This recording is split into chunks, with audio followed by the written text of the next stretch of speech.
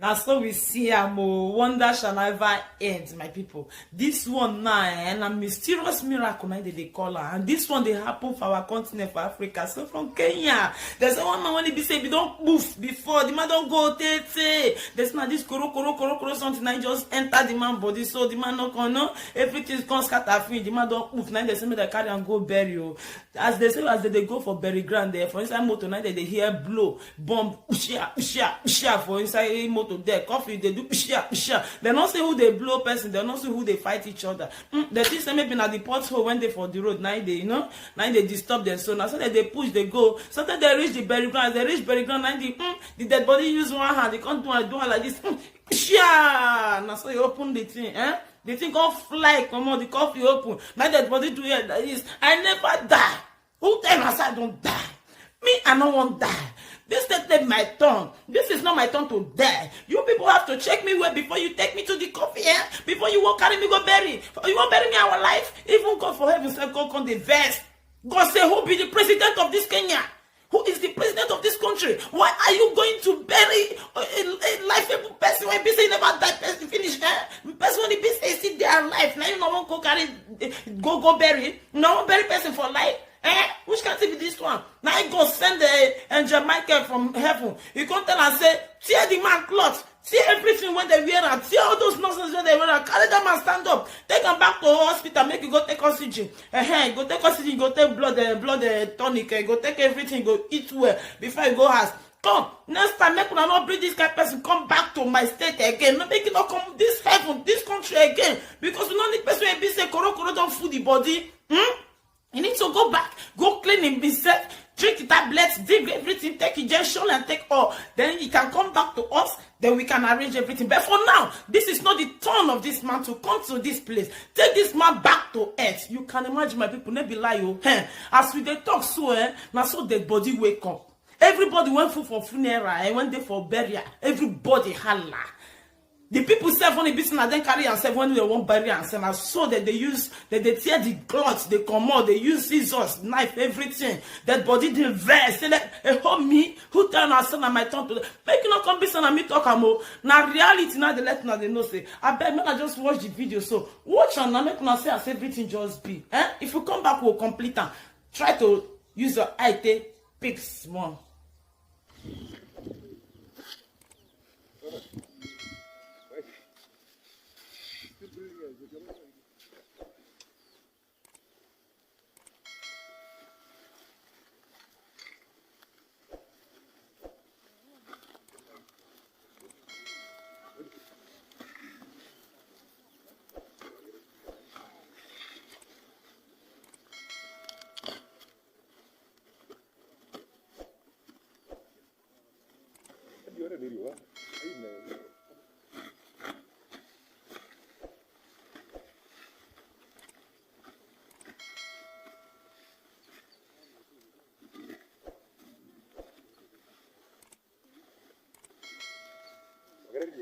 Muragaza hiyo nini mshipi?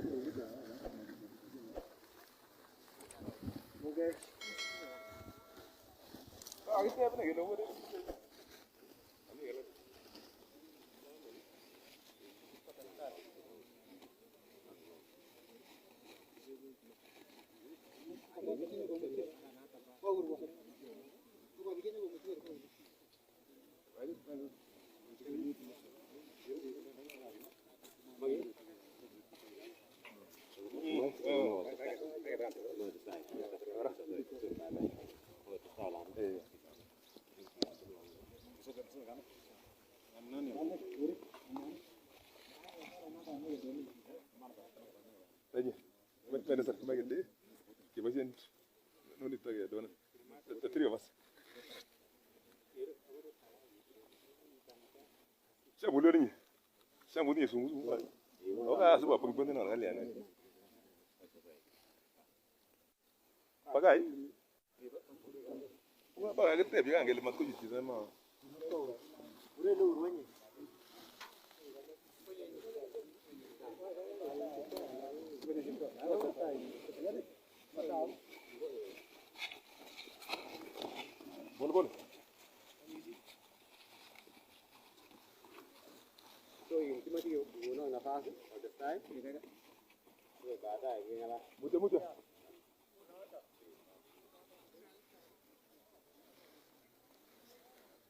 Welcome back, my viewers. Share and see as everything be. Hey, make it not come be saying that we talking, but I beg you, come be serious for once now. Which can't it come be this one? Just be serious for once. May we just talk this matter as the matter be. Make una raising this thing, no, because this kind of thing of this koro so it don't get it. We don't get too much, eh? The thing with the time, that is the way when this thing now come to they kill people, and be small thing. I said family said they know they see dead body, oh, eh? Dead body self will never even know whether the breathing don't finish already. That be still remain one breath before they will carry the person go bury. Nobody know. Even for last time, say when we still watch the video, person said when it be say they go bury, say he don't die finish. The family said they must see and they open the body self, body part not complete again. So I'm sure say maybe propaganda, maybe come be this koro something. So when they bring people for this word, so come take innocent people finish because I want to talk again. We don't feel understand all this kind of matter now. Sickness when not they finish. And sickness when they will tell you say you know they sick, but it your body.